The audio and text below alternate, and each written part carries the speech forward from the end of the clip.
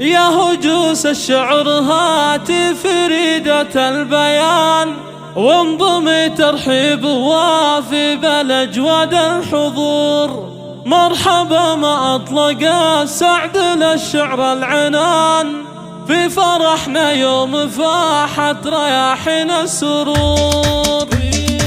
يا هجوس الشعر هاتي فريدة البيان، وانضمي ترحيب وافي بالاجواد الحضور. مرحبا ما اطلق السعد للشعر العنان، في فرحنا يوم فاحت رياحين السرور. يوم نايفنا للامال في عقد القرار، يستحق احلى التهاني بجزلة السطور. نايف اللي في البشار عالي قدر وشان، شهم موافق ومقدام ما منه قصور. خط فالامجاد تاريخنا صعب البنان، في دروب المرجله دون تلقى له حضور. ابن عوض اللي ثابت انساسك يا راعي الفزعات والطيب في كل الامور. في ابو نايف اذا جات تمدح اللسان، ما توفيها البلاغه ولا كل البحور. فيه نايف يفتخر دايما طول الزمان، شبل من ذا كان ساد في اخلاق الظهور. وان ذكرنا اخوال نايف وهم باعلى مكان، في قلوب الناس فاحت من الشعر العطور. قوم عز من نخاهم فيبشر بالامان، صيتهم مثل الذهب ما تغيرها الدهور. في فرح نايف وقد نالوا واستغلى الحسان، شاركوه باركوا له وهو فيهم فخور. يا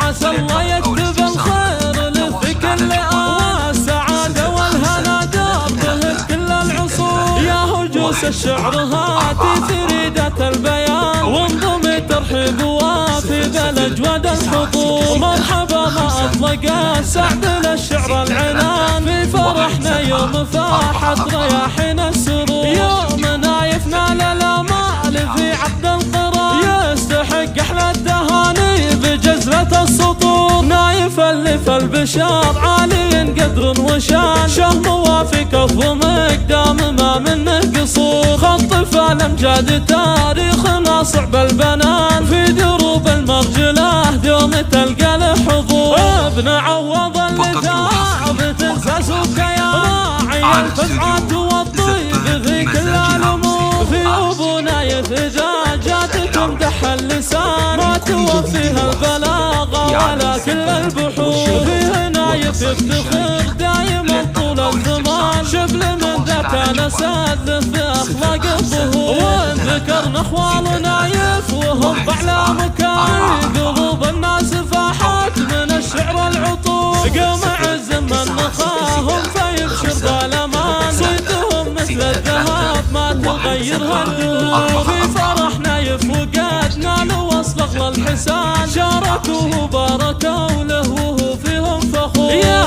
عسى الله يكتب